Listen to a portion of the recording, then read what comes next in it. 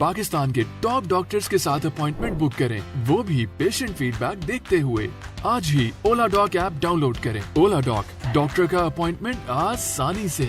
अस्सलाम वालेकुम, मेरा नाम डॉक्टर सदफ सरवर है और मैं ऑस्ट्रेलियन पोली क्लिनिक में as a consultant family medicine काम करती हूँ।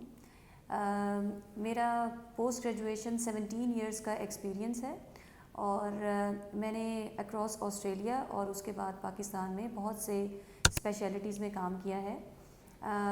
मैंने 2017 में ऑस्ट्रेलिया से फ़ेलोशिप हासिल की और उसके बाद मैं अपने कंट्री को सर्व करने के लिए 2020 में वापस आ गई। मेरे मेन इंटरेस्ट्स जो हैं वो हैं वुमेन हेल्थ, चाइल्ड हेल्थ और diabetes like chronic conditions.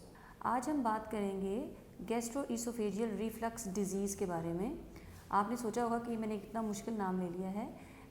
Reflux एक बहुत ही कॉमन मसला है हमारी कम्युनिटी का, जिससे मुराद है कि नॉर्मली जो खाना है हमारा वो इसोफेगस से स्टमक की तरफ जाता है, लेकिन इस मसले में क्या होता है कि जो खाना है वो स्टमक से इसोफेगस में आ जाता है और वो चूँकि एसिडिक होता है तो वो जो इसोफेगस है यानी कि हमारी फूड पास करने वाली ट्यूब उसमें सोजिश पैदा कर देता है। अब इसकी वजूहात क्या होती हैं? उनमें से जो कॉमन वजूहात हैं, एक तो है कि जो इसोफेगस और स्टमक के दरमियान एक हर्निया बन जाता है जिसकी वजह से स्टमक का कुछ हिस्सा आपके चेस्ट में चला जाता है। नंबर 2, जब आप बहुत ही हैवी मील खाते हैं और स्टमक को बहुत ज़्यादा भर लेते हैं एक ही वक्त में, तो क्या होता है कि वो जो जंक्शन होता है इसोफेगस और स्टमक का वो वीक पड़ जाता है और खाना ऊपर की तरफ जाना शुरू कर देता है।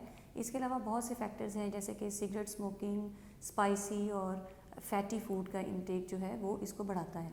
अब इसमें अलामात जो आती हैं वो होता है कि सीने में जलन होती है, मुंह में खट्टा पानी या अजीब सा टेस्ट आता है, पेट में दर्द होती है, जो है रात को सोते वक्त खांसी लोगों को होती है और उनको समझ नहीं आती, वो समझते हैं शायद एस्थमा हो गया है उनको।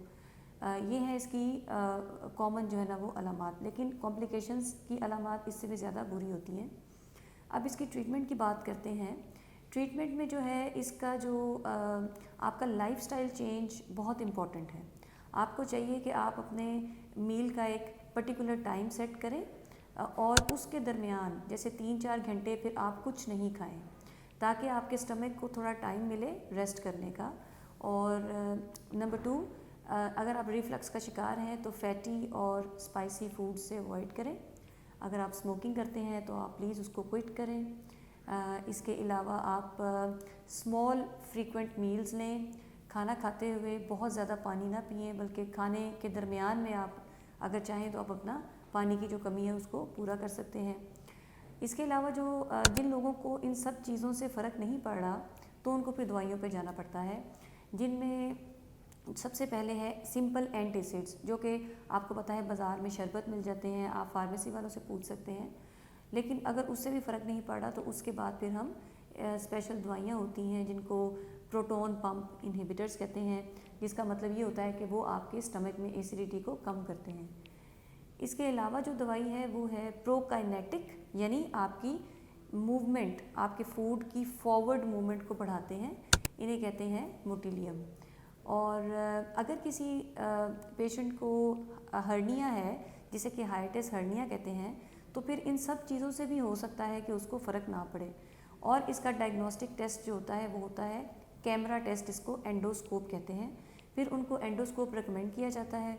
वो एंडोस्कोपी के बाद डायग्नोसिस अगर हो जाए तो हर्निया का रिपेयर किया जाता है, जैसे कि बाकी बीमारियों में हर्निया को रिपेयर किया जाता है। मैं उम्मीद करती हूँ कि ये वीडियो आपके लिए फ़ायदेमंद साबित होगी। Thank you. पाकिस्तान के टॉप डॉक्टर्स के साथ अपॉइंटमेंट बुक करें, वो भी पेशेंट फीडबैक देखते हुए।